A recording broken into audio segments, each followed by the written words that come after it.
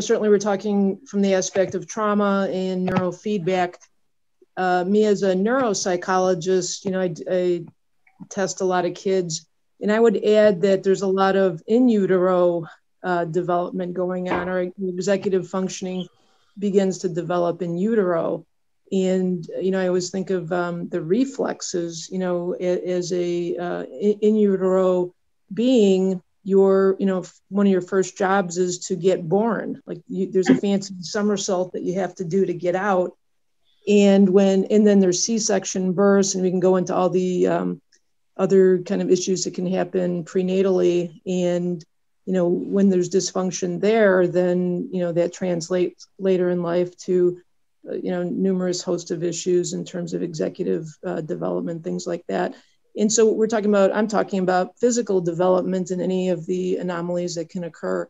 But, we can root it back to the trauma too. There's certainly a lot of trauma a pregnant mom can, experience, and that could certainly translate into issues with the baby. So development happens even before age 0. Let me comment on that, Laura. There is a case in my book which illustrates exactly what you were saying. I was working with a young woman that had been my patient. She was now in her 30s. She had been my patient as a in the residential treatment center, and had gone on to therapeutic foster care. Had married a man with bipolar illness. Had a lot of. She had 2 live births, 1 abortion, and she got pregnant with a guy that didn't want this baby, and at one point punched her in the stomach. Assault on the mother is one of the worst indicators for attachment disorder later in life. It's like the in utero infant can't even be protected. Okay, there isn't a safe womb. There's no, in the Freudian sense of going back to the womb, there's no good womb to go back to. So this baby was developed as she developed, and movement began, which was about 5 months in utero. She started moving and wildly, and her mother said,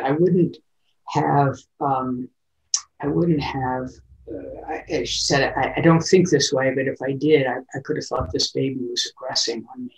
It was elbowing and kneeing and punching, moving constantly.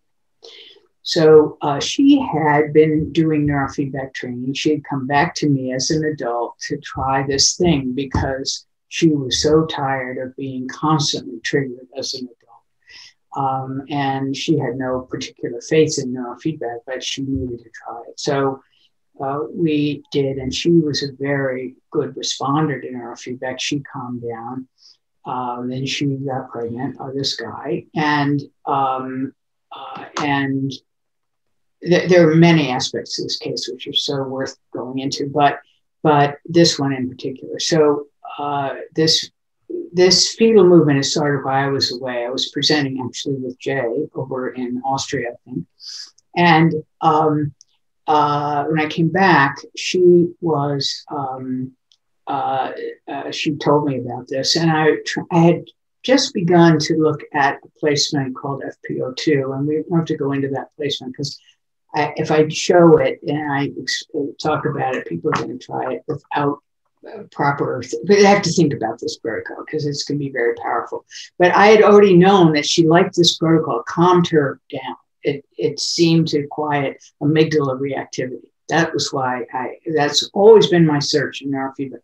How do I quiet fear? So I had temporal lobe training before that, T4P4, that was very useful to her. I added the FPO2 and she felt blissed out. Now I'm adding it a month later, this utero stuff, in utero activities happening.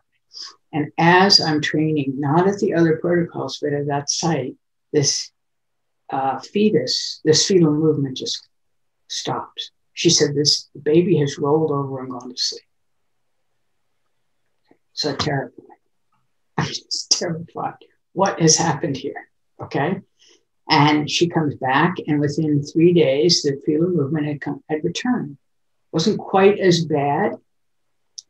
She wanted to do that training again. And yet again, the fetus responded in this way to that particular protocol. This baby was born regulated, easy to soothe, never sucked her thumb, which is an interesting little piece to pay attention to for those who are following that. You know, if you train the pregnant women to look at how the babies do, right? And there were a lot of things that were quite exceptional about this baby, but that might have been her individual whatever. But I presented this case at ISNR when Alan Shore was in the audience.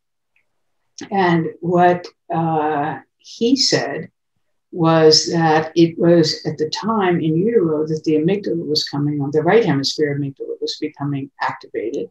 The baby was responding, and that when we calmed the mother's amygdala, we calmed the baby's amygdala. This should be replicated. This should be available to people, right? This should be, because this is, to Laura's point, this is the intergenerational transmission of trauma. This is the activation of the mother's nervous system in the domain of fear that activates the baby. And this phenomenon that she was experiencing is often considered to be pediatric bipolar illness, a predictor of pediatric bipolar illness. What I think it is predictive of is intergenerational transmission of trauma. So. For the expecting mothers out there, is there a recommended prenatal neurofeedback training that would you recommend for anxiety or calming arousal? Whatever helps that particular person calm arousal, and that's can be quite straightforward, even at C4, right? It's just calming arousal. And you find a frequency that helps that particular individual feel calm, and that helps everybody. And clearly, this case suggests it helps the baby in utero. Helps the dad too, and the husband. It helps the husband. Helps everybody. And the dad could have some training along the way too.